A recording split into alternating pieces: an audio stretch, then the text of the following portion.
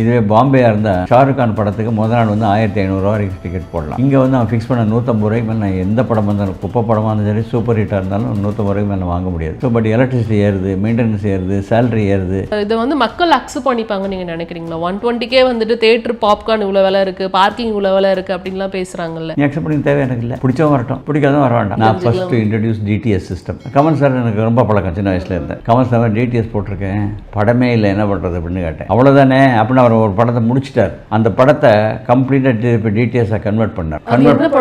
அது இப்போ am correct பேர் குருதி பண்ணான்னு நினைக்கிறேன்.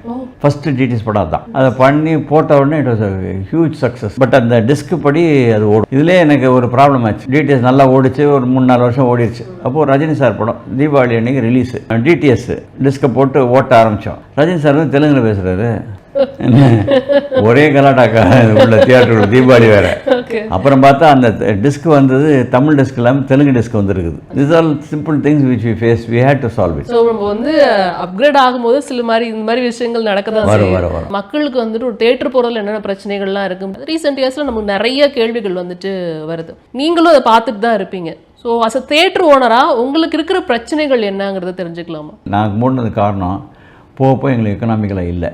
ஏன்னா அவர் theatre rate of admission was restricted. இதுவே பாம்பேயாக இருந்தால் ஒரு ஷாருக் கான் படத்துக்கு முதல் நாள் வந்து 1500 வரைக்கும் டிக்கெட் போடலாம். இங்கே வந்து அவன் ஃபிக்ஸ் பண்ண 150 ரூபாய்க்கு மேலே நான் எந்த படம் இருந்தாலும் குப்பை படமாக இருந்தாலும் சரி சூப்பர் ஹிட்டாக இருந்தாலும் 150 ரூபாய்க்கு மேலே வாங்க முடியாது. ஸோ பட் எலக்ட்ரிசிட்டி ஏறுது, மெயின்டெனன்ஸ் ஏறுது, சேலரி ஏறுது. யூ கான்ட் மேக் எண்ட்ஸ் மீட்டுங்கிற லெவலுக்கு வந்ததுக்கப்புறம் தான் க்ளோஸ் டவுன் பண்ணேன். க்ளோஸ் டவுன் பண்ணிவிட்டு thanks to Covid people started entering in to OTT. வீட்டில் சும்மா உட்காந்துருக்கான முதல் ஒரு மாதம் தொடர்ந்து ஓடிடியில் படம் பார்க்க ஆரம்பித்தாங்க. அப்போ நான் பார்த்தேன் நம்மளும் ஓடிடிக்கு படம் எடுத்தேன் என்னென்னு. ஸோ முதல்ல ஒரு படம் எடுத்தேன். என்ன வினோதிய சித்தம்னு, தம்பி ரம்யா ஹீரோ, சமுதிரகனி என்ன சூப்பர் டூப்பர் ஹிட்டு. அதுலேருந்து பிடிச்சிச்சு எனக்கு. ஐ ஷுட் பி இந்த ஃபிலிம் இண்டஸ்ட்ரி சம்வேர் தானே.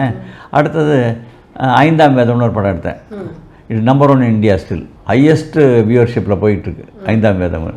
இப்போ நீங்கள் சொன்னீங்கள்ல 120ங்கிறத வந்து ஏற்றவே மாட்டேங்கிறாங்க. நீங்கள் சொல்கிறது வந்து நீங்கள் 2019 மூடும்போது அதே ப்ரைஸ் தான் இருந்தது, இப்போயும் அதே ப்ரைஸ் தான் இருக்குது. பட் பக்கத்து ஸ்டேட்லாம் பார்த்தோம் அப்படின்னா வந்து ப்ரைஸ் வந்து இதை விட ஜாஸ்தி. தமிழ்நாடை பொறுத்த வரைக்கும் யார் பதவிக்கு வந்தாலும் சினிமா இண்டஸ்ட்ரி சேர்ந்தவங்க தான் பதவிக்கு வராங்க. கலைஞர் ஆகட்டும், ஜெயலலிதா ஆகட்டும், ஸ்டாலின் ஆகட்டும், எல்லாருமே ஃப்ரம் த ஃபிலிம் பேஸ் வந்து ஃபிலிம் இண்டஸ்ட்ரி. அவரோட நம்ம நேரம் போய் உட்காந்து சிரமத்தெல்லாம் சொல்லி காமிச்சு எக்ஸ்பிளைன் பண்ணோம்னா they will understand and give the relief.